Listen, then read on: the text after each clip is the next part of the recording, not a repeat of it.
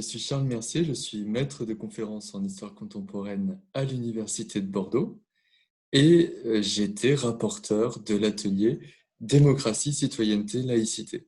Alors, à Université 133, dans l'atelier, comme d'ailleurs dans les autres ateliers, nous avons procédé un peu à la manière des auditions parlementaires. C'est-à-dire que des universitaires, des experts ont écouté des élus, alors soit des députés, soit des élus locaux. Ils ont aussi lu ce que les militants avaient dit dans la grande enquête effectuée par le MODEM. Un consensus pour considérer que le plein exercice de la citoyenneté reposait sur des vertus, et des vertus qui ne sont pas innées, qui supposent une éducation. D'où l'importance du développement de cet apprentissage de la citoyenneté à l'école, mais aussi dans le tissu associatif, dans ce qu'on appelle l'éducation populaire.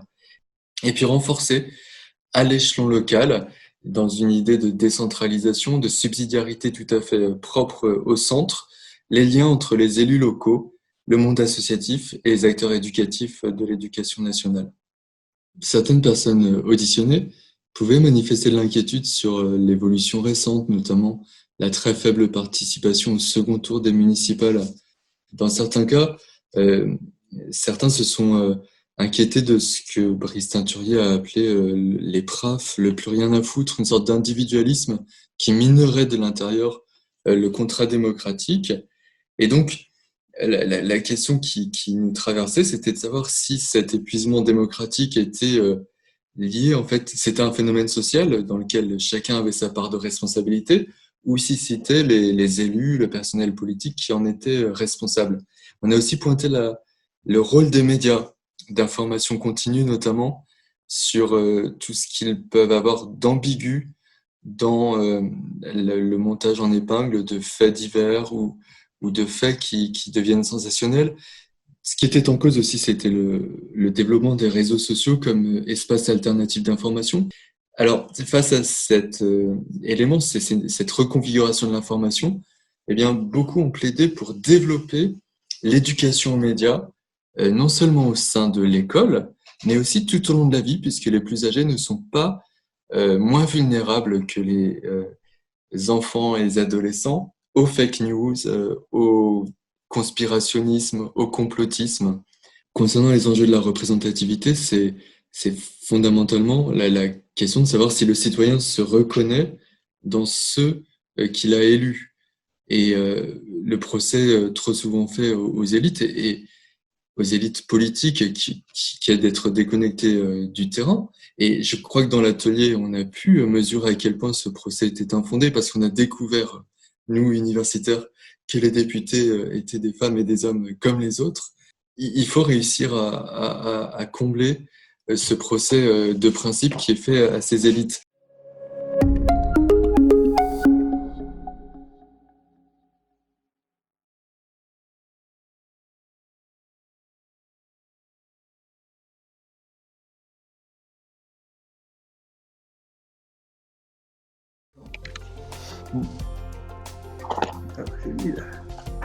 Bonjour à tous, bienvenue pour la plénière de Cité démocrate sur un enjeu qui est au cœur de notre pacte républicain, l'état de notre démocratie. Donc nous aurons l'occasion d'entendre et de discuter avec Marc Fesneau, ministre délégué auprès du Premier ministre chargé des relations avec le Parlement, de la participation citoyenne, qui est également vice-président du mouvement démocrate.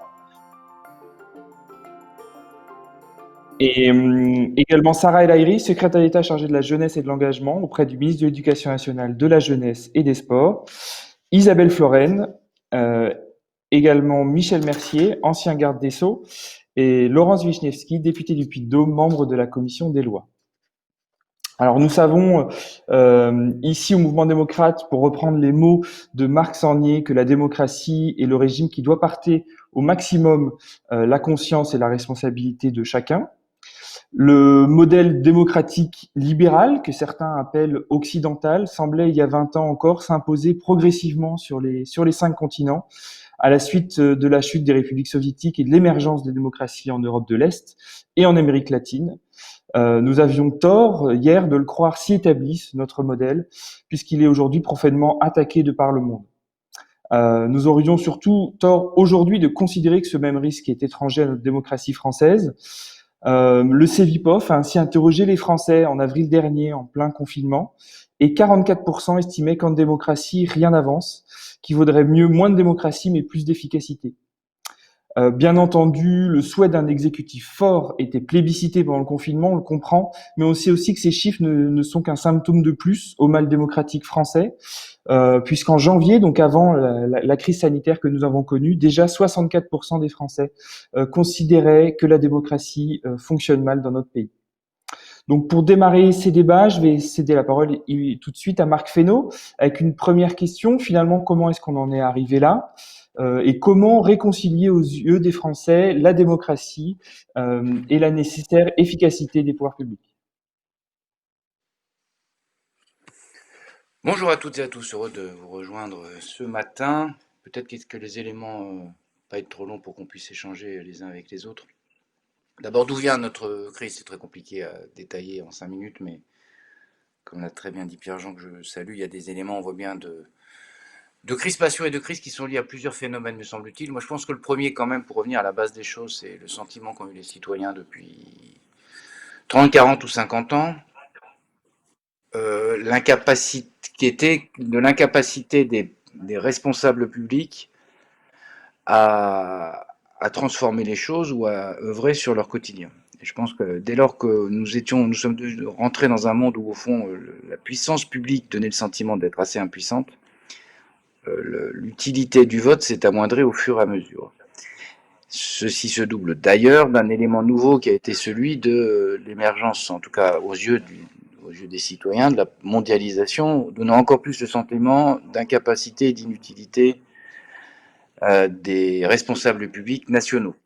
Tout ça crée une situation d'impuissance et qui fait qu'évidemment, par nature, il y a de la défiance à la démocratie. Il y a pu y avoir aussi des attitudes, des comportements qui a été encore plus décalé compte tenu de ce qu'étaient les difficultés et la crise, de légitimité, et qui ont agrandi le gouffre, donnant le sentiment qu'il y avait une élite qui se partageait au fond les ordres de la République, et que pendant ce temps-là, on ne pesait pas sur le réel. Puis il y a un troisième sujet que je voulais évoquer, me semble-t-il, c'est le sujet, et ça c'est plus récent, et ça vient aussi mettre à mal la démocratie, me semble-t-il, c'est l'émergence des réseaux sociaux et puis l'émergence du doute permanent, si je peux dire. C'est-à-dire le fait que toute vérité devient discutable, ou tout fait devient discutable. On l'a très bien vu d'ailleurs dans la crise du Covid, j'ai trouvé que c'était extrêmement visible. Vous pouvez toujours dire que ce qui ressemble à une voiture paraît être une voiture. Si quelqu'un vous dit, ben non, j'ai l'impression que c'est un éléphant rose, après tout, c'est discutable. Et je rappelle, on le disait aux journées parlementaires l'autre jour, il y a quand même 10 ou 12% de gens en France qui sont des platistes, c'est-à-dire des gens qui pensent que la Terre n'est pas ronde.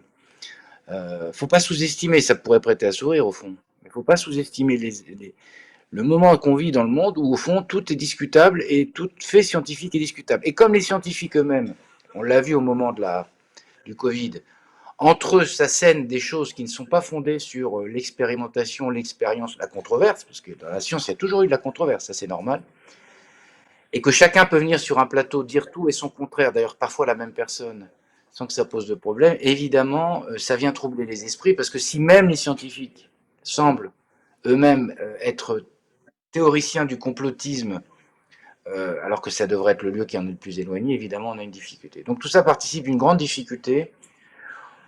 Alors c'est compliqué de résoudre tous les problèmes à la fois, je pense qu'il y a quand même un sujet, c'est que quand même quand on est responsable public, on s'attache à essayer de résoudre les problèmes des Français, et à pas parler d'autre chose. C'est souvent pour ça, même si je pense que ça s'amoindrit, que les élus locaux, en particulier quand je dis les élus locaux, je pense les maires, hein. Je discute volontiers des conseillers régionaux ou des conseillers départementaux, sans vouloir leur faire de peine. Mais les maires, pourquoi ils sont plus publicités? Parce qu'au fond, même si c'est quand même chahuté aussi aujourd'hui, on a le sentiment que quand on parle au maire et qu'on lui dit le problème, il a une capacité à y répondre. Alors parfois il le fait mal, parce qu'il n'y répond pas, mais parfois il le fait bien, et donc on dit au moins je vais demander de faire ci, il l'a fait. Donc ça c'est quand même un élément, mais en tout cas je pense que pour les responsables publics nationaux, l'exigence ça doit être d'essayer de répondre à la chose. Deux, il ne faut rien lâcher sur, je pense, sur le fait que rien ne se décide sans... Alors on peut se tromper, il faut avoir un peu de doute, mais quand même sans des faits qui sont un peu établis. On ne gouverne pas avec des sentiments du complotisme. Moi, je pense que ce serait une erreur. J'ajoute un petit addendum, c'est on essaye aussi de ne pas cultiver les peurs, les querelles et les antagonismes. Ouais, c'est aussi une façon de gouverner. Mais en tout cas, je pense qu'il faut s'appuyer là-dessus. Il faut s'appuyer sur des faits. Je veux dire, on ne peut pas avoir, vous avez vu tout le débat qu'on a eu sur la 5G, au-delà des mots, on a quand même le sentiment qu'on revient, je dis sous l'œil de certains qui doivent pouvoir le dire mieux que moi, mais je pense que quand est arrivée la voiture ou quand est arrivé à l'électricité, on s'est retrouvé dans des débats de même nature qui expliquaient que l'électricité allait produire des choses horribles et que les gens allaient transformer. Donc on est sur les mêmes peurs, mais on est sur des peurs qui relèvent des peurs millénaires, si je peux dire. Et dans un monde qui paraît hyper rationalisé, ça rend interrogatif. Mais ceci dit, c'est pas tout à fait nouveau de processus. Donc ça, c'est un deuxième élément. Et puis 3, c'est pour finir, pardon, Jean, d'avoir été un peu long.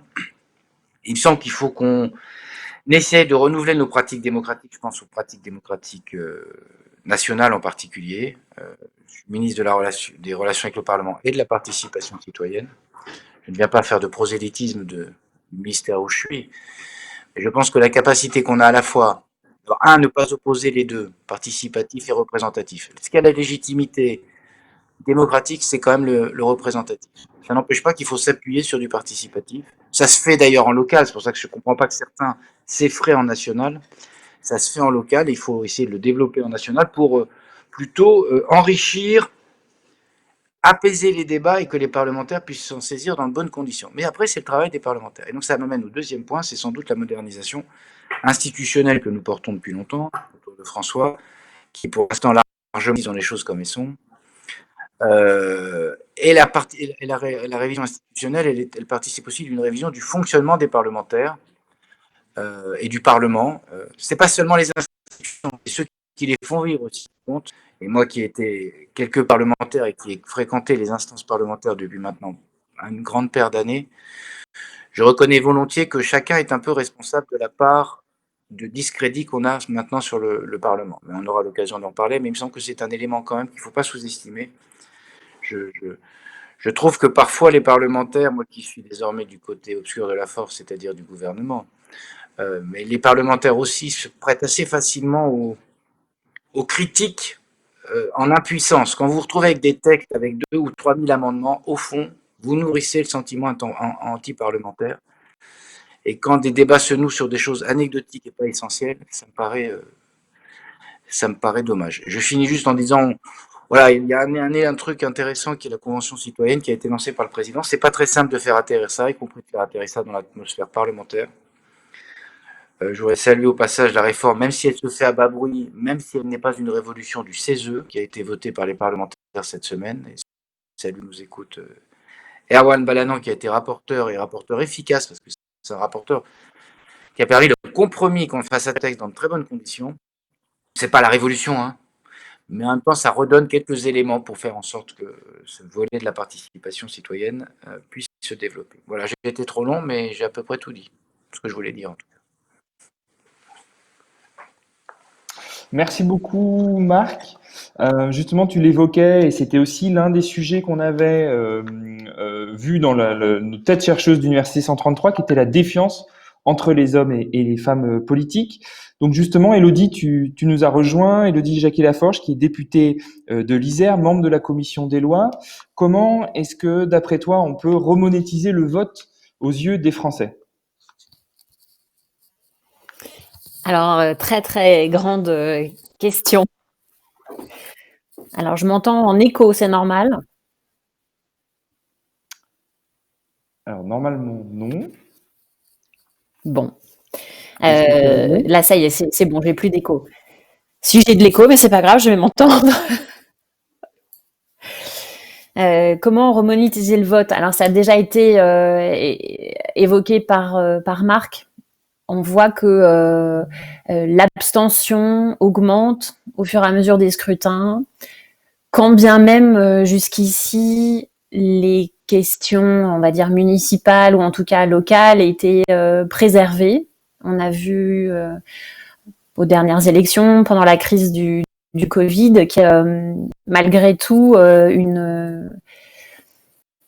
une baisse de la participation et finalement au second tour, c'est quand même compliqué de tout mettre sur entre guillemets, tout mettre sur le dos du virus. Donc il y a cette baisse de la participation, et finalement presque un désamour, si je puis dire, des représentants. Donc la question que tu me poses, c'est comment finalement donner envie aux gens, et je vois Sarah, je pense aussi aux plus jeunes. Comment est-ce qu'on leur donne envie d'aller voter? Comment est-ce qu'on leur donne envie de s'investir? Comment est-ce qu'on leur donne envie de participer finalement? Je crois que je vais un peu peut-être jeter un pavé dans la mare. Je crois qu'il faut aussi que les gens se sentent représentés, c'est-à-dire qu'ils puissent aussi s'identifier à leurs représentants, même si effectivement on tourne un peu en boucle. Ça me paraît essentiel. Je crois que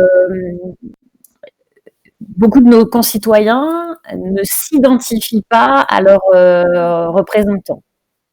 Il y a un décalage qui se fait, il y a un décalage parfois aussi dans l'expression, dans la façon de se comporter, et je crois que ce décalage-là, il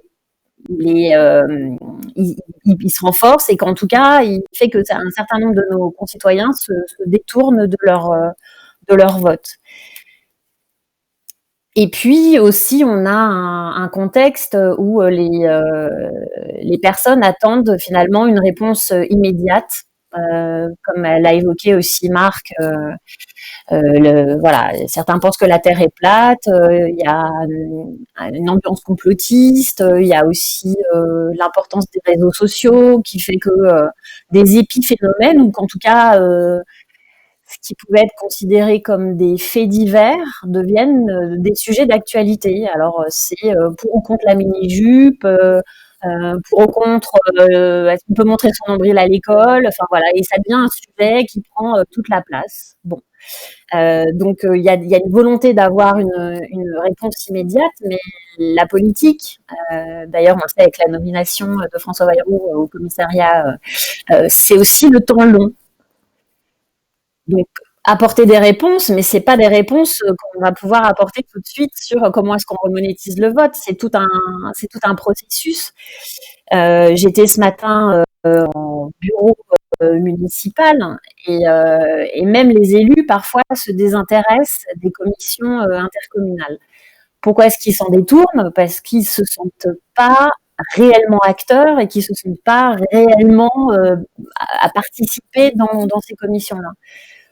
Donc, par extension, je pense qu'il faut aussi que les personnes se sentent réellement investies dans les prises de décision, et c'est là où on revient, pour moi, à la participation de nos concitoyens, qui peuvent être sollicités de multiples façons, sur des points très précis, ou de façon plus générale, ou sur le temps long aussi. Donc, je pense que c'est extrêmement important de les faire participer.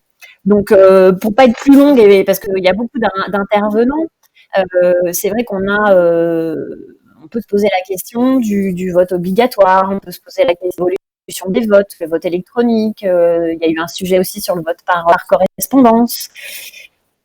Je crois aussi qu'il y a une nécessité de revoir la place du Parlement, parce que c'est là où on parle. Et donc, je crois qu'il faut réellement, Marc l'a dit, que chacune et chacun des parlementaires, du mieux qu'il le peut, se saisissent aussi de tous les pouvoirs qui existent et qui sont donnés au Parlement. Il ne faut pas attendre qu'on nous laisse la place, il faut prendre la place, et c'est pas forcément facile. Comme l'a dit Marc, il est passé de l'autre côté de la barrière, mais quand on reste du côté de la barrière du Parlement, voilà, il faut aussi qu'on exerce tous nos prérogatives, qui sont celles d'une indépendance vis-à-vis du pouvoir exécutif, et puis d'assumer notre rôle, qui est un rôle de représentation, et qui ne va pas forcément toujours dans le sens de ce que le gouvernement voudrait faire. Donc je pense aussi qu'il faut qu'on assume, parce qu'on est responsable, on est acteur aussi, Donc voilà. Donc en résumé, je pense qu'il faut que les citoyens se reconnaissent dans leurs représentants. Je pense qu'il faut les impliquer plus dans les prises de décision. Et je pense qu'il faut que le Parlement assume son indépendance, son rôle entièrement vis-à-vis de l'exécutif et qu'il prenne vraiment toute sa place. Merci beaucoup.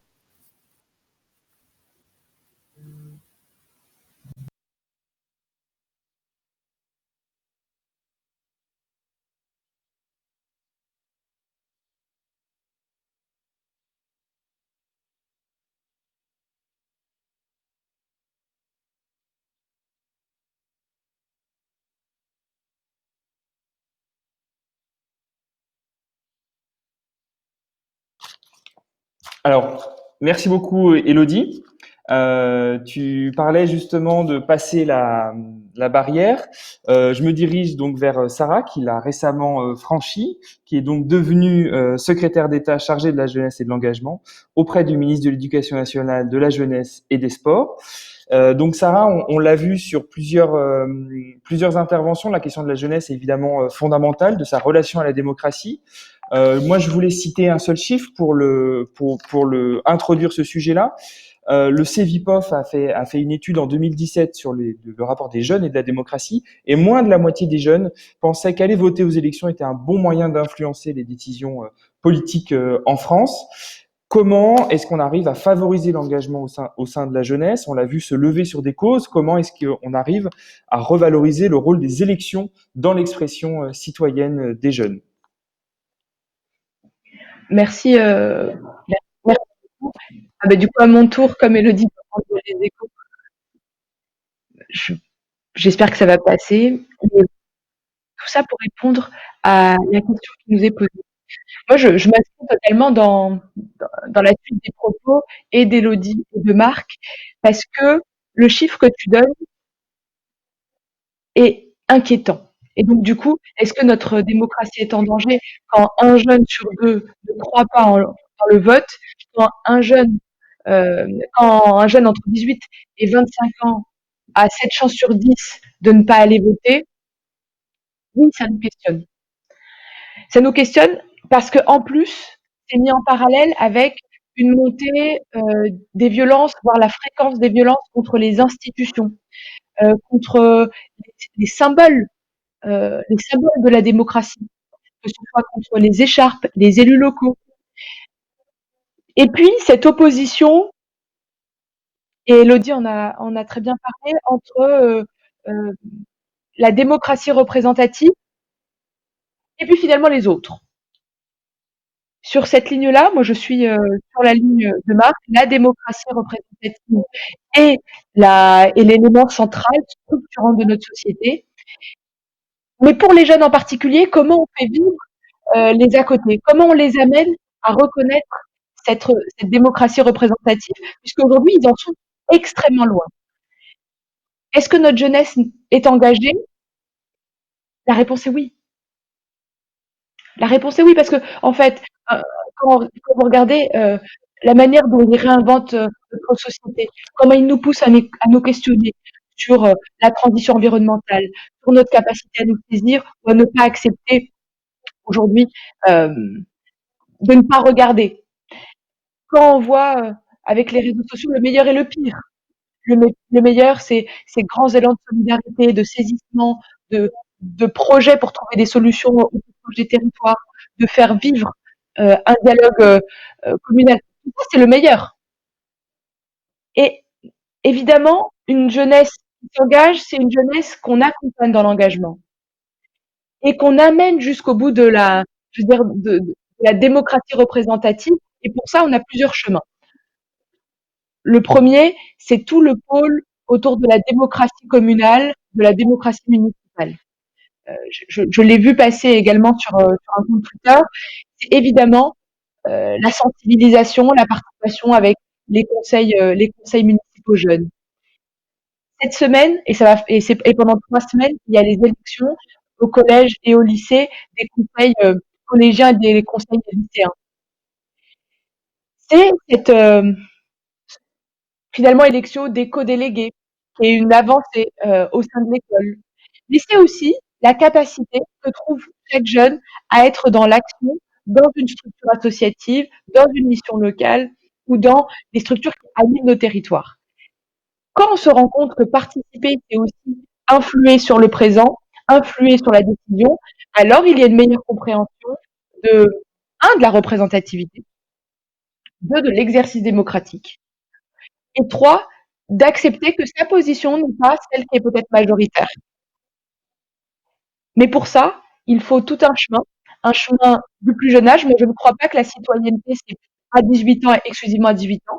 La citoyenneté, c'est une manière d'accéder et de prendre sa place dans notre société et ne s'exprime pas exclusivement par le droit de vote. Et c'est là où chacun a vocation à être responsable, être acteur. Et pour répondre à la question qui est la nôtre aujourd'hui, c'est comment est-ce que nous sommes tous responsables? La réponse est doublement oui. À l'école, on doit avoir encore plus de sensibilisation sur les questions d'apprentissage de la citoyenneté, des cours d'éducation civique et citoyenne, puisque nos institutions, aujourd'hui, on s'en rend compte, sont très peu connues. Comment vous voulez adhérer à quelque chose que vous ne comprenez pas? Et donc là, nous avons une responsabilité collective, parce que je crois que la force de notre système, c'est évidemment la démocratie représentative. Mais pour recréer de l'adhésion, il faut recréer de la compréhension et aller au bout de l'exercice, c'est-à-dire qu'il y ait aussi une cohérence, qu'on puisse se retrouver dans nos représentants. Et ça reprend les propos d'Élodie du début. Et mieux comprendre les processus qui nous amènent à prendre des décisions. Ça reprend finalement les propos de Marc du début, qui expliquait que comprendre l'exercice parlementaire, voir l'exercice qu'est-ce que signifie un amendement, quelle est la navette parlementaire. Et tout ça, eh bien, c'est pas si acquis, pour être honnête, c'est pas si acquis. Et moi, je le vois sur des jeunes qui ont énormément d'énergie, qui s'engagent, qui font beaucoup de choses, mais qui des fois ont de la distance, voire du questionnement vis-à-vis de nos institutions, parce qu'ils ne les comprennent pas. Et donc, ils les bousculent en frontal, non pas parce qu'ils n'y croient pas, mais parce qu'ils ne se sentent pas acteurs de l'exercice. Maintenant, comment on fait vivre ça? Je crois que c'est un saisissement général où chacun peut apporter une pierre, que ce soit à la maison, que ce soit à l'école, que ce soit les acteurs de l'éducation populaire, que ce soit nos associations. Mais ce n'est pas en remettant en question l'équilibre entre la place de la représentation, de la démocratie représentative ou de la représentation nationale qu'on y arrivera, bien au contraire. C'est plutôt sur le chemin d'une meilleure compréhension, d'une mise en musique de toutes ces nouvelles formes de participation citoyenne, quelle qu'elle soit, parce que là, notre jeunesse est extrêmement engagée. C'est la reconnaissance de l'engagement. C'est finalement comment, je vais peut-être dire, Demos Kratos, c'est le pouvoir au peuple, mais le pouvoir, il est au quotidien. Et donc, c'est finalement comment chacun trouve sa place dans notre société et ne passe pas son énergie à se confronter, mais plutôt à construire, à se comprendre pour trouver le meilleur des points d'équilibre.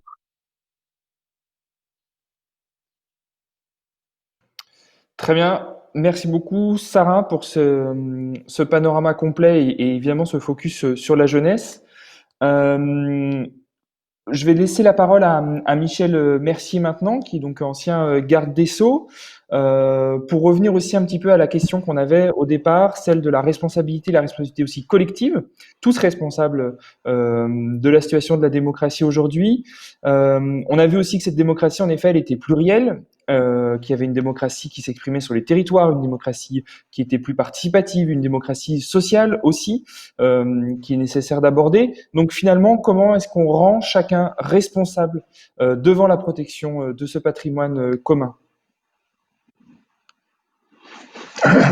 Bon, j'ai pas forcément bien compris la question parce que le son est un peu difficile, mais première chose, par définition, la démocratie est toujours un régime fragile. C'est un équilibre à rechercher, à construire entre plusieurs exigences, entre la liberté, la participation de chacun et l'efficacité de l'action publique. Bien entendu, si on a une dictature, la démocratie, c'est le régime le plus difficile qui soit à faire fonctionner. Et il faut toujours faire en sorte que ces démocraties soient plus démocratiques. Ça peut paraître un truisme, mais c'est quand même une vérité. Et au terme d'une longue vie politique, je vois que le champ de l'action de la démocratie est à la fois bien plus vaste qu'il y a quelques décennies et en même temps plus controversé, ce qui est assez normal.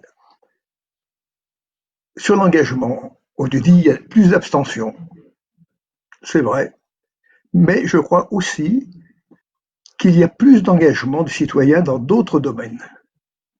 Quand on voit par exemple tout ce que font les jeunes dans les équipes de développement au Moyen-Orient, en Amérique du Sud ou ailleurs, c'est quand même une vraie réalité. Et la démocratie, aujourd'hui, elle dépasse les frontières. Et on a toute une série de notions juridiques qui sont un peu anciennes et qui correspondent plus à la façon de vivre d'aujourd'hui. Et les réseaux sociaux, la technologie, fait que ces notions éclatent. Et que reconstruire la démocratie, c'est reconstruire aussi ces notions. Par exemple, je suis très attaché à la notion de liberté individuelle. Mais c'est plus la même notion de liberté individuelle aujourd'hui qu'il y a un siècle. C'est évident. Il y a bien d'autres points sur lesquels on souhaite être libre. Et la démocratie doit être le régime politique qui permet de faire en sorte que les nouvelles conceptions de la liberté, de la vie en commun, puissent réellement s'exercer. Alors, il ne faut pas négliger la technique. Il faut la mettre à sa place.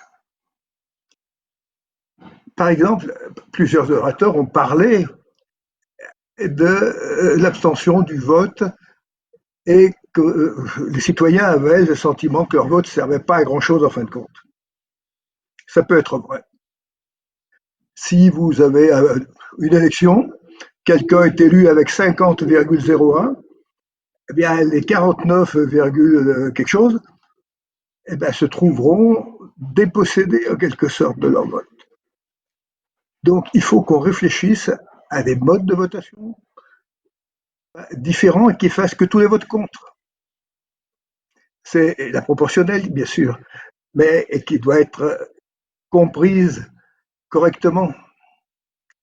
Il y a toutes les formes d'engagement qui sont une réponse quelque part à l'idée que la politique ne peut plus tout faire. Quand on voit les jeunes qui s'engagent dans le salut social, dans tout ce qui est l'aide aux plus démunis, dans les grandes villes, mais aussi dans les campagnes, c'est parce que la sphère publique ne le fait plus ou ne le fait pas. Et donc, les nouvelles formes d'engagement doivent être véritablement promues. La citoyenneté d'aujourd'hui, c'est pas simplement aller voter tous les 6 ans, tous les 4 ans, tous les 3 ans, et même si la multiplication des scrutins fait que c'est tous les 2 ans. C'est un engagement concret de tous les jours. Quand on parle de démocratie participative, moi, j'avoue que ça me casse un peu les oreilles, sauf si on donne à cette démocratie participative un sens très clair. Ça veut dire que le citoyen, qui est souvent un jeune d'ailleurs, mais ça peut être un senior, participe par son action à la vie en commun. C'est faire plein de choses. Ça peut être porter des repas aux personnes âgées dépendantes, ça peut être aider pour faire des devoirs dans la vie quotidienne. Et cet engagement-là, c'est aussi une façon de faire vivre la démocratie.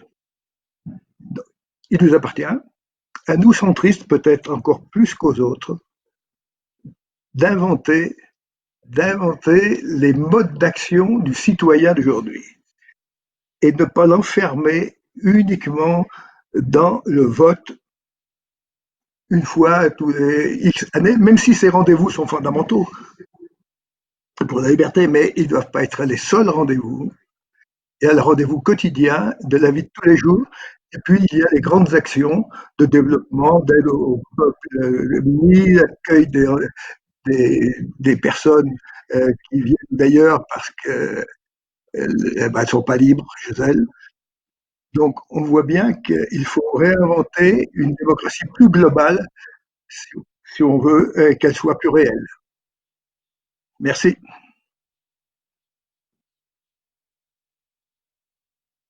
Merci beaucoup Michel pour ces mots d'espoir aussi sur l'engagement de la jeunesse et de toute la société. Je voulais juste vous faire un message concernant les commentaires. On en reçoit beaucoup. Un grand merci. Comme cette table ronde sera évidemment participative, on va passer très vite aux commentaires. Mais avant, il est important qu'on puisse aborder un sujet qui est celui des libertés publiques. C'est consubstantiel à la notion de démocratie. Et pour ça, je vais donner la parole à Laurence Wiśniewski, qui est députée du Puy-de-Dôme, membre de la commission des lois, mais également qui était magistrate avant son entrée au Parlement. On a évidemment vu que ces libertés étaient mises à mal ces derniers mois pour des bonnes raisons, dans le cadre de la crise sanitaire. Mais au-delà de ça, il y a un petit peu un état d'esprit qui voudrait dire que finalement, on ne serait plus vraiment libre en France. Donc, Laurence, je vous donne la parole sur ce sujet-là. Qu'est-ce que vous répondez à ça? Merci Pierre-Jean.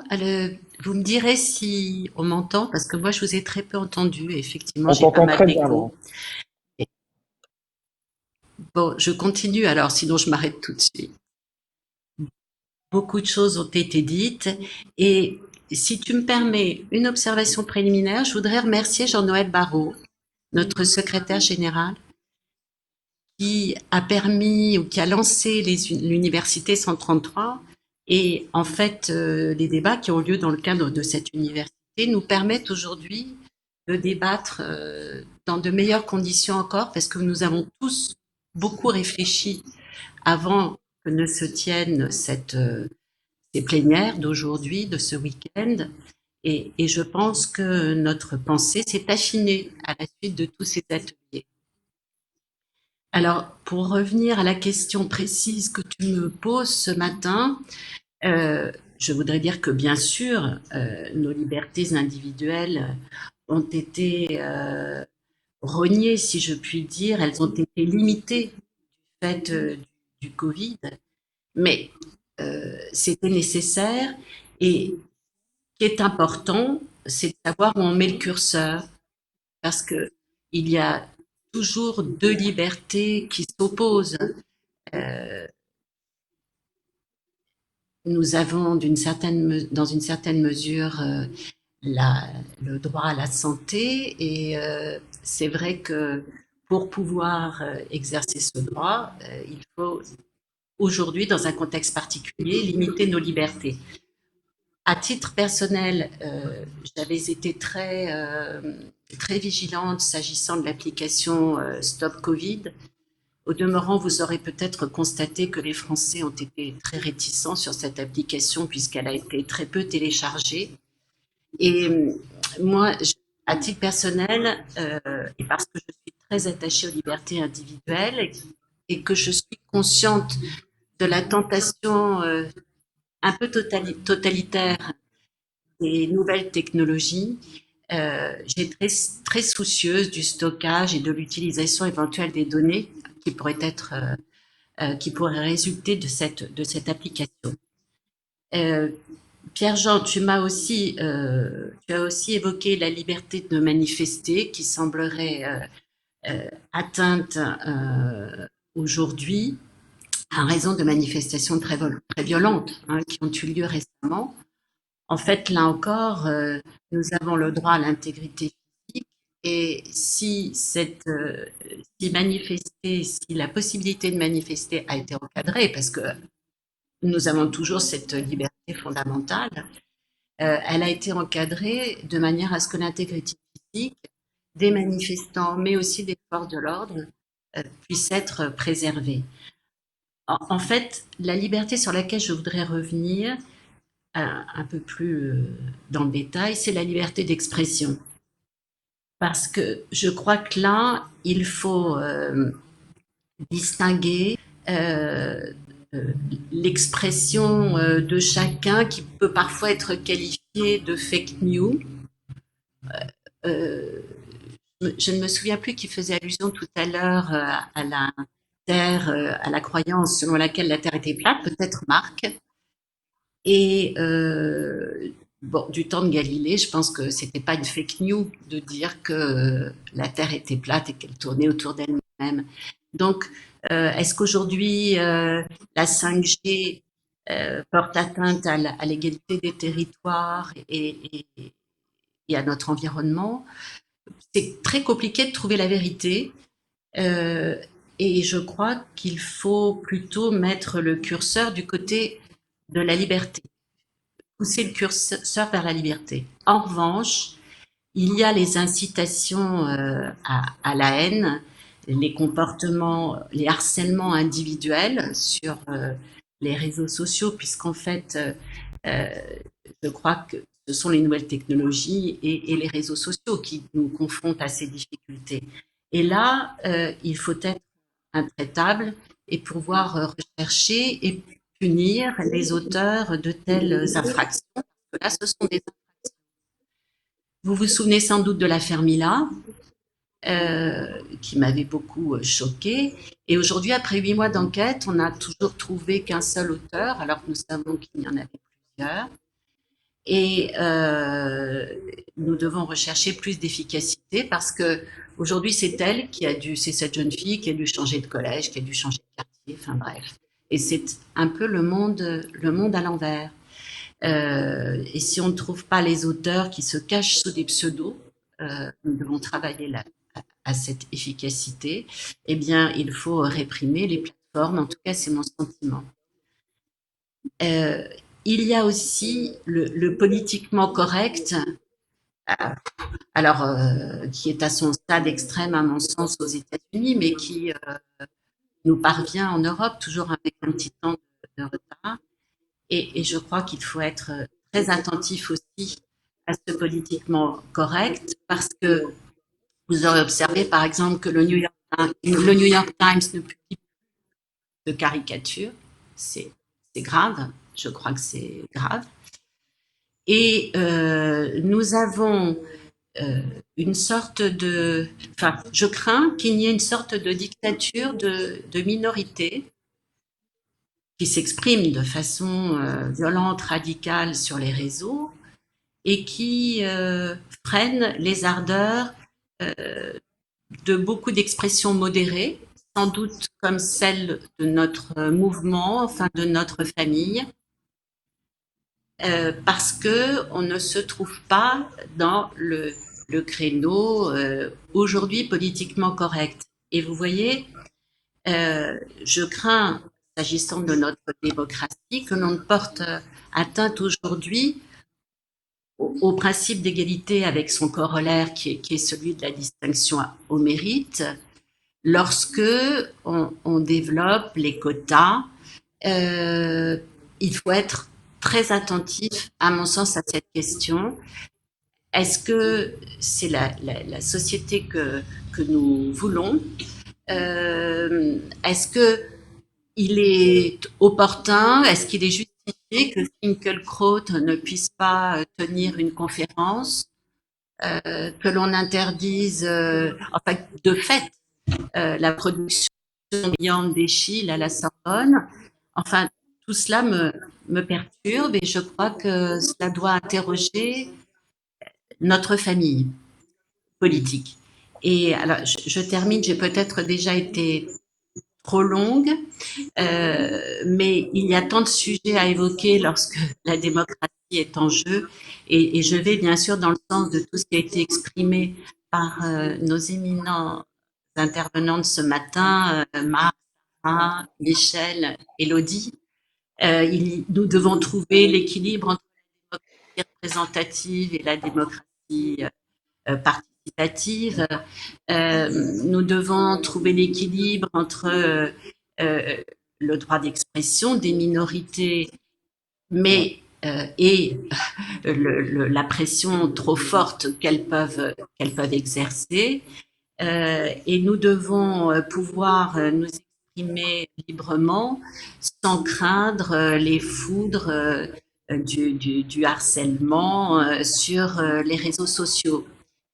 Et nous devons pouvoir manifester sans crainte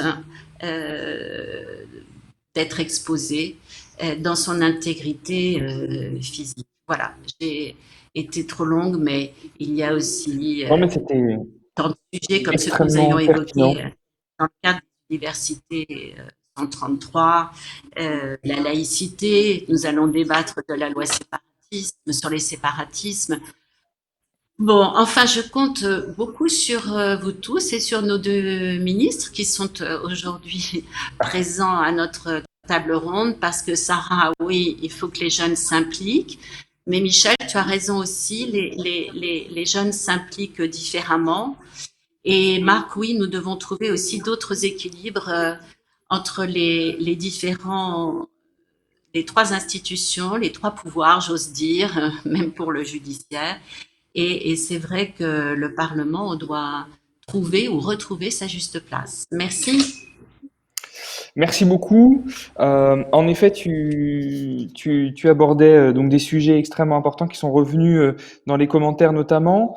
Pour faire un tour des questions des amis qui ont réagi sur les réseaux, on a eu pas mal de réactions sur le fait qu'il fallait garantir en effet la participation citoyenne. Sophie, Hervé, vous avez notamment mentionné le fait qu'il faudrait aller vers davantage de participation citoyenne, que ce soit grâce à la réforme du CESE ou au sein des collectivités par les conseils municipaux.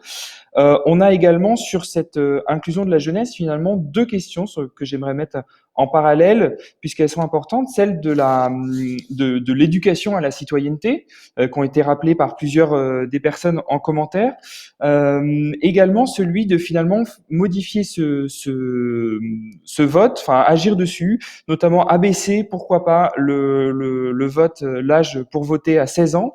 Quel est votre avis dessus? La reconnaissance du vote blanc également, en tout cas rendre ce vote peut-être un peu plus représentatif. Quel est votre avis sur ces réactions-là? Et on salue donc Samia et Pierre qui ont posé ces questions. Donc je ne sais pas qui souhaite prendre la parole dessus. Peut-être Sarah sur le fait d'abaisser le vote à 16 ans. Il y a une réforme du CESE sur le droit de pétition. Est-ce qu'il faut aller plus loin? Est-ce que les sujets propres à l'éducation aussi, à la citoyenneté, sur les jeunes, mais également les moins jeunes, comme le disait Jean Williams en commentaire à notre échange, où en est-on de ces chantiers-là? Et toi, quel est ton positionnement? Aujourd'hui, le vote, l'élection, c'est des étapes. On a tout à l'heure, je disais que la citoyenneté, c'est pas exclusivement le droit de vote, c'est parce qu'il y a des temps forts, il y a des moments où on accède à de nouveaux droits et de nouvelles obligations. À l'Assemblée nationale, il va y avoir un temps de débat sur est-ce qu'il faut ou non abaisser le droit de vote à 16 ans. Moi, je crois que ce n'est pas là le vrai sujet du débat, pour être assez net et assez clair. Pourquoi je dis ça? Parce que entre 18 et 25 ans, tout à l'heure je le disais, on a un taux d'abstention de 70%. Est-ce que ça veut dire que nos jeunes de 16 à 18 ans voteraient plus? Moi, je ne crois pas. Je crois que plutôt, il faut aller chercher ceux qui sont entre 18 et 25 ans dans un exercice démocratique plus important, ce qui nous amène à l'enseignement, à l'accompagnement du chemin d'apprentissage de la citoyenneté. Et là, il y a un vrai travail et il y a de vraies opportunités, parce qu'on a par exemple le service national universel qui est dans le studio, qui va être un temps peut-être plus important pour échanger sur toutes les expressions possibles. Et aujourd'hui, l'évolution que nous avons au sein du CESE sur le droit de pétition, c'est une des manières de saisir, de participer à l'exercice démocratique. Et c'est ce que disait tout à l'heure Marc. Le débat sur l'âge 16-18, je crois qu'il est réducteur, qu'il mènera, qu'il ouvrira un champ à l'Assemblée, un débat assez, à mon avis, assez dynamique. Mais il faut se questionner sur l'aspiration même de notre jeunesse. Et cette aspiration, elle n'est pas exclusivement sur une jauge d'âge, mais plutôt sur ce que disait Michel, sur comment reconnaître chaque vote, que chaque vote compte, et que on n'ait pas le sentiment de se déplacer. Voilà, en tout cas, le partage. Je sais que Très le bien. sujet du vote à 16 ans est un vaste sujet de société et qu'il va être débattu à l'Assemblée et ça sera un temps très. Ça fait partie des serpents de mer, mais en tout cas, la position est très claire. Pour continuer sur le sujet, on a eu une réaction notamment de Camille qui a été très commentée sur le live, sur justement comment permettre aux jeunes d'exprimer ce qu'ils souhaitent exprimer. On a vu, et vous l'avez dit d'ailleurs vous-même, les nombreuses manifestations qui ont eu lieu, les sujets dont s'est saisie la jeunesse. Et pourtant, donc le taux d'abstention qui reste assez élevé, ça pose la question de l'enseignement de la citoyenneté.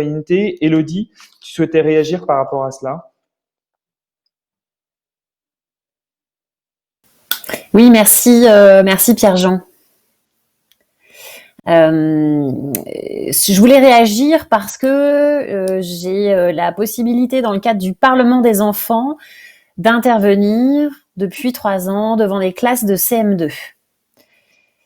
Je trouve que c'est un moment très agréable déjà de pouvoir discuter avec une classe d'enfants. Et je trouve que c'est un moment important d'échange et ils ont des questions sans filtre. Et on voit qu'ils sont très curieux du fonctionnement de nos institutions, du rôle d'un député, à quoi ça sert. Donc, je pense que c'est des opérations qui sont peut-être aujourd'hui un peu trop confidentielles, ou en tout cas, je pense que ça pourrait être élargi. Alors, il ne s'agit pas que chaque parlementaire aille chaque fois dans toutes les classes, hein, parce qu'on n'aurait pas la capacité de le faire. Mais en tout cas, ça permet, au-delà des enfants aussi, de sensibiliser les enseignants et de commencer un dialogue, ou en tout cas d'intéresser, d'éveiller dès le CM2, parce que je peux vous dire, il y a d'autres collègues parlementaires qui le font, ils sont très, très demandeurs et très contents d'avoir cet échange.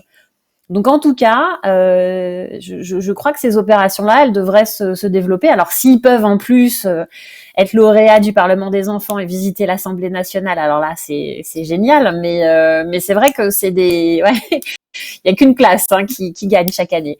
Mais c'est vrai que voilà, je pense que c'est vraiment des dispositifs importants. Et l'éducation à la citoyenneté, elle passe forcément par l'éducation civique en fait, et qu'on puisse avoir cette sensibilisation-là. Et je vous assure vraiment, dès le CM2, ils sont très réceptifs. C'était le témoignage que je voulais apporter. Merci beaucoup. Merci beaucoup, Élodie. Écoute, Marc, je pense qu'il y a une question qui t'est toute désignée en tant que ministre à la participation citoyenne. Elle vient de Paul, qui est également maire dans les Yvelines. Et son commentaire, c'est finalement vote électronique, démocratie directe, droit de pétition, référendums locaux, donc un peu tous les sujets qu'on a notamment abordés ici. Est-ce qu'associer plus souvent les citoyens aux décisions, ce ne serait pas participer à le développement d'une culture démocratique chez les citoyens, qui serait aussi une réponse à ce désintérêt pour le vote?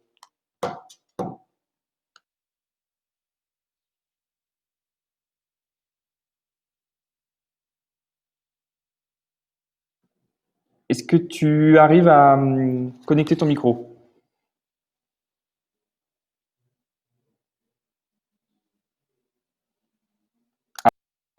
On va peut-être retrouver Marc plus tard. Je ne sais pas si tu nous entends, Marc. Euh, du coup, si peut-être quelqu'un d'autre souhaitait réagir, peut-être Michel, avec ton expérience également. Ah, je vois que Marc s'exprime. Est-ce qu'on l'entend? Est-ce que vous m'entendez là? Eh bien, c'est Là, ça a l'air parfait. de C'est à marcher, toi. je pense. Voilà. Merci. Ça marche là peut-être? C'est parfait. Je vous entends là. Eh ben, vas-y.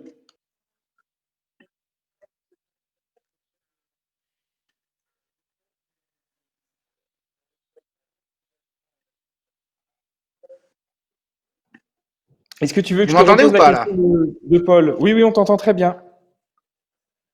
Ouais, pardon de ce décalage avec l'écho que tout le monde a, qui est sympathique. Simplement pour vous dire, je partage assez le sentiment qui est exprimé par Paul Martinez, que je salue au passage, de mobiliser l'ensemble des outils de la démocratie participative ou de la démocratie, de la participation citoyenne. Alors derrière participation citoyenne, pour commencer à explorer encore plus creux que je n'avais fait avant le sujet, il y a beaucoup de formes d'engagement. Moi, je voudrais rejoindre ce que dit Michel. Au fond, la volonté elle s'exprime de différentes manières de la part des citoyens. Ce qui me permet de faire une toute petite digression sur l'affaire du vote. Moi, le problème, c'est pas de savoir si les gens votent à 16 ou à 18 ans. C'est déjà que ceux de 18 ans votent, au fond, parce que je trouve assez réducteur le débat de dire si plus de jeunes avaient le droit de voter, c'est-à-dire si on abaissait le seuil à 16 ans, ça participerait de l'engagement. La vérité, c'est que la plupart des jeunes, ils n'ont pas envie, ils ne considèrent pas que le processus électoral ou que le processus de vote est une forme de participation à la vie de la société. Ils décident de s'engager de façon différente.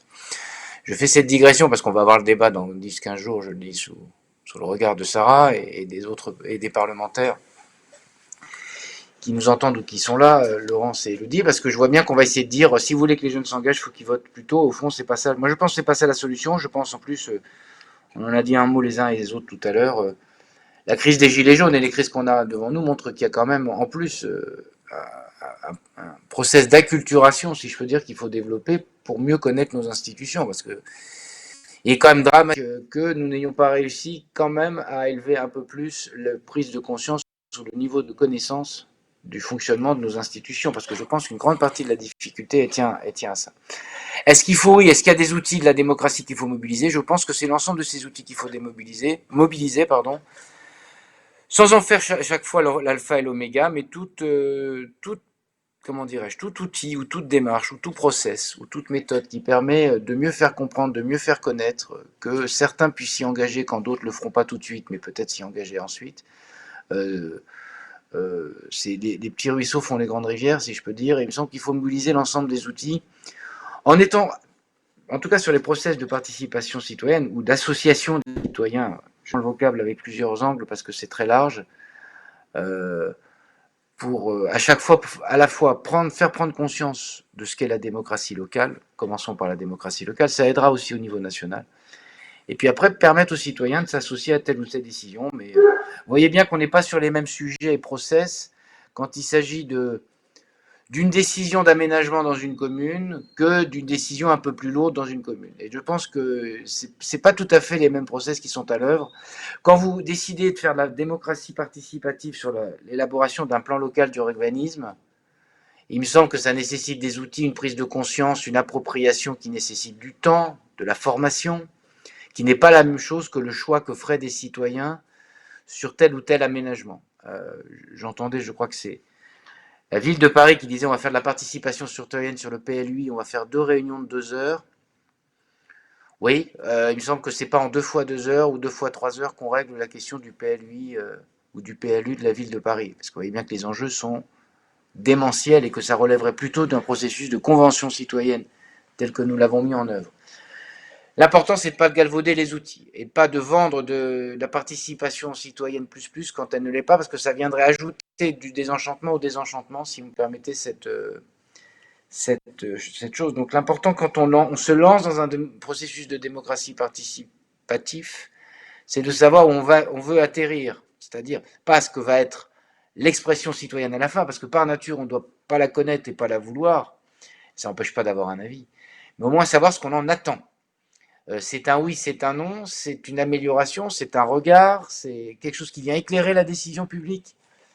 Euh, Moi, j'ai toujours été dubitatif sur ces sujets-là, sur les référendums, oui ou non. On dit, vous êtes pour ou contre cet aménagement? Je pense que ça n'est pas de la construction.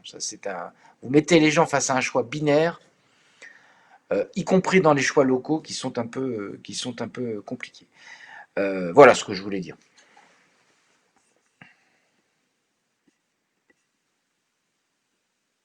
Merci beaucoup. Alors, on a des militants extrêmement démocrates, évidemment, passionnés par la démocratie. On en vient même à se demander dans les commentaires s'il faudrait pas rendre le vote obligatoire. Est-ce que c'est quelque chose qui est envisagé aujourd'hui? Nous demande notamment Nathalie. Pierre également suggérait cette disposition. On sait que c'est le cas dans plusieurs pays du monde, y compris en Europe, avec nos voisins belges, par exemple. Est-ce que c'est quelque chose qui serait pour vous nécessaire de réfléchir à cette question aujourd'hui? Je ne sais pas si Laurence, tu souhaites par exemple réagir sur cette proposition?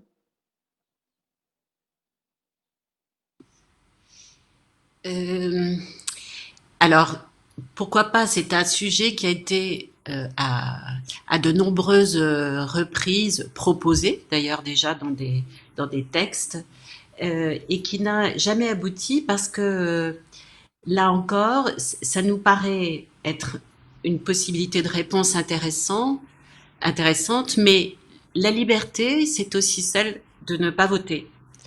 Donc, le vote obligatoire est déjà une atteinte à une liberté individuelle.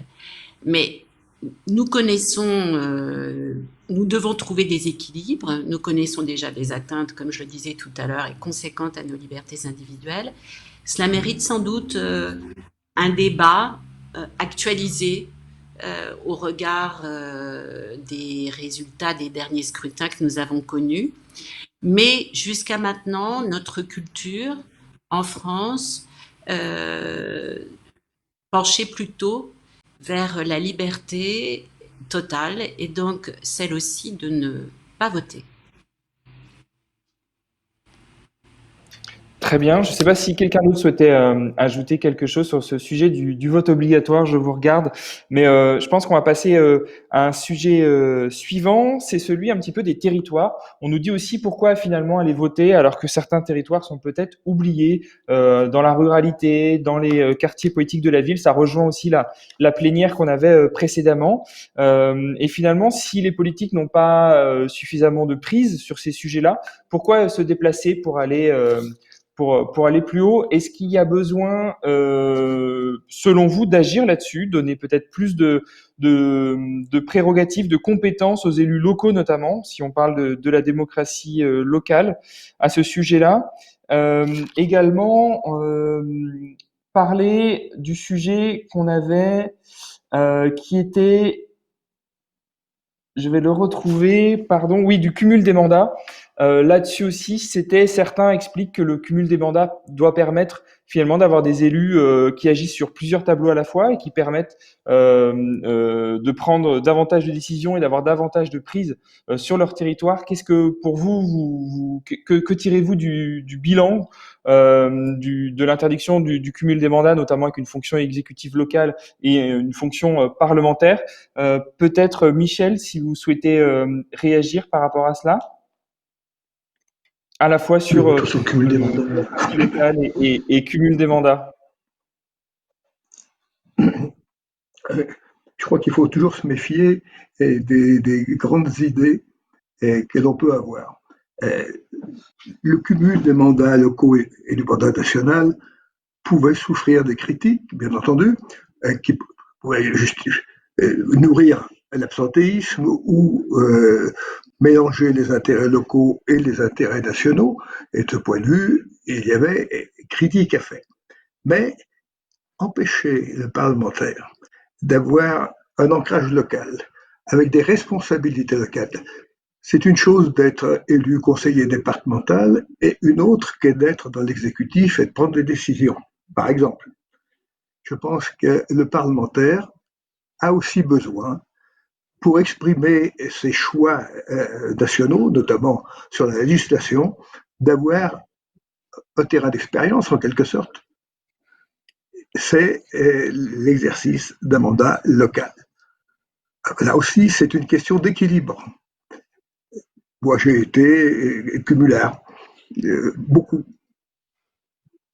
J'étais un des plus présents au Sénat. C'est comme ça.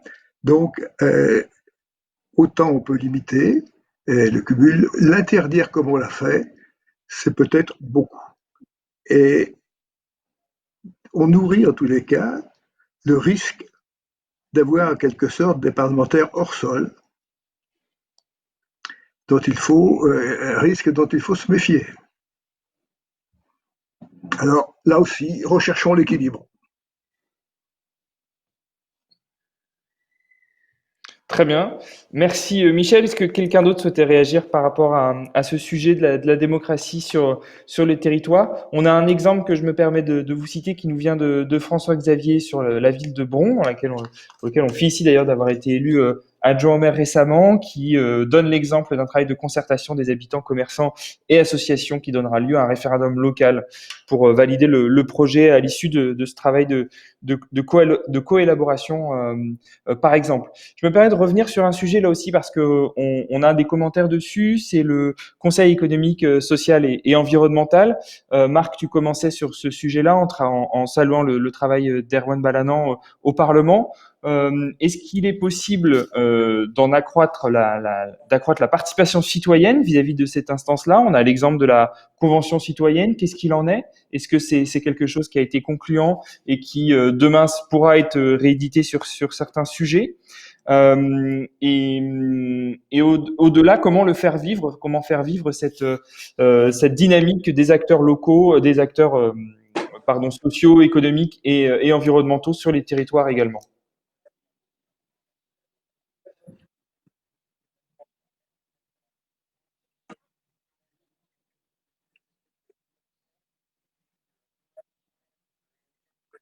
Je pense que Marc, tu peux prendre la parole si tu actives ton micro.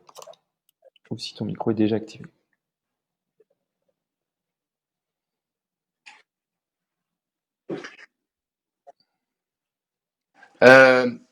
Oui, pardon, décalage de son parce que je suis écran pour le son et sur l'autre pour la visio, donc ça fait un peu de décalage et pardon pour ceux qui nous regardent et pour qui ça n'est pas très agréable. L'objet de la réforme du CESE. Oui, je crois que je pense que mon micro est activé désormais, que vous m'entendez. Et donc, je pense que la réforme du CESE telle qu'elle a été votée en première lecture à l'Assemblée va dans le bon sens.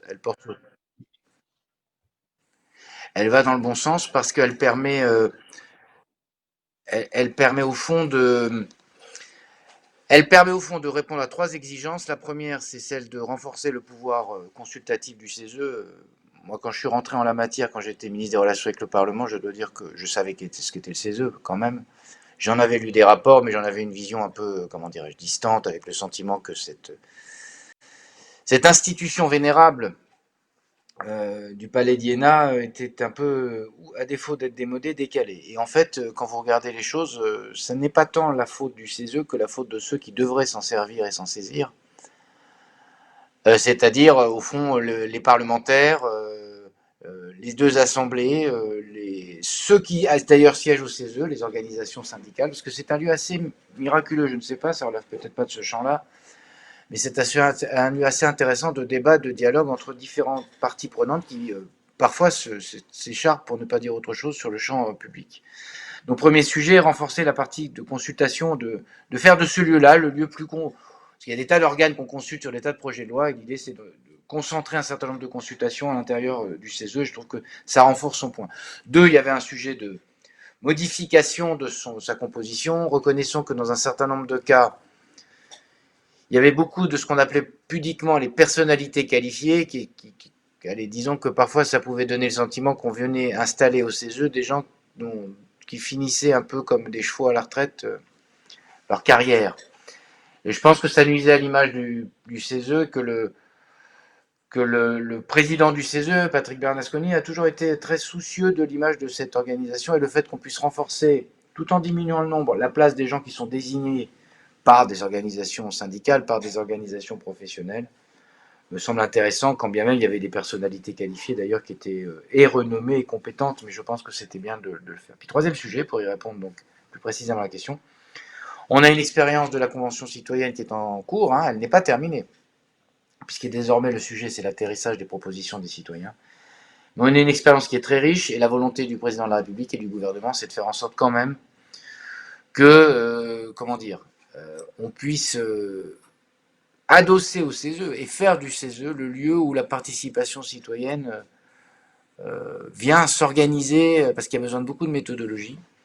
Et donc l'idée, c'est de conforter au fond ce qui a été l'expérience de la participation citoyenne, conforter la place du CESE comme le lieu, l'organisation, et après tout le CESE, moi je trouve, est le plus légitime pour ça, l'organisation qui viendrait organiser, compiler, permettre la participation citoyenne. L'idée du président de la République et du gouvernement étant une fois que la Convention citoyenne sur le climat aurait abouti, nous puissions lancer d'autres conventions citoyennes. Mais il faut déjà, comment dirais-je, que celle qui a été lancée arrive à son terme dans de bonnes conditions, ce qui n'est jamais simple. Et donc la réforme du CESE, elle porte aussi là-dessus, c'est de dire, c'est là que peuvent s'organiser des débats qui, s'ils n'étaient pas organisés dans des instances un peu comme celle-là, alors il y aurait pu en avoir d'autres, mais celle-là, je trouve, est assez pertinente, ils ne pourraient pas s'organiser en dehors de la conflictualité. En fait, il faut trouver des lieux et des organisations qui permettent d'organiser des débats qui ne soient pas conflictuels, quand bien même le sujet porté soit un sujet conflictuel. Voilà ce que je voulais rajouter, ce que je voulais dire. Merci beaucoup, Marc. On va clôturer nos débats, sauf si l'un d'entre vous tenait absolument à énoncer une dernière idée avant qu'on termine. Ce qu'on peut retenir, donc, c'est le souci. Et je rebondis sur les dernières choses que tu as dites, Marc. Le souci dans une démocratie de maintenir le pluralisme et de garantir le pluralisme des idées, toujours dans un esprit de construction et non pas de conflit gratuit entre guillemets. Le souci également d'élever au travers de la démocratie la conscience citoyenne. On citait Marc Sangnier au début de notre échange.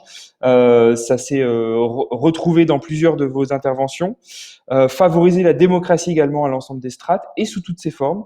On a vu une grande pluralité d'engagements différents démocratiques, avec toujours la démocratie représentative et le vote au cœur du système de décision publique.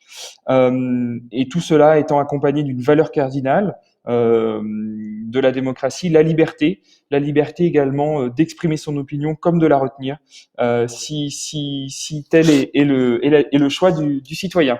Je vous remercie pour nos échanges. Je voulais faire donc un grand merci Marc, Sarah, Élodie, Michel et Laurence pour cette matinée et ces échanges. Merci de vous être prêtés au jeu.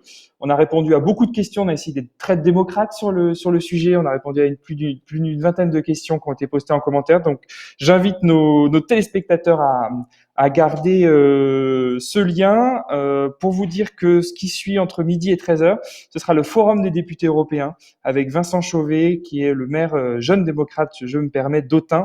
Également, avec Élodie, on voulait vous signaler un autre rendez-vous. On vous donne rendez-vous entre 15h30 et 16h. On aura en effet on est allé en Isère, les jeunes démocrates cet été, Jean-Noël le mentionnait avant, tourner des nouvelles pratiques sur l'agriculture, des jeunes qui s'engagent dans l'agriculture et qui ont des nouvelles pratiques sur l'élevage, sur le maraîchage. Donc on vous invite à nous retrouver entre 15h30 et 16h cet après-midi. Un grand merci à vous et donc Vincent Chauvet, je lui laisse la parole à partir de midi. Merci.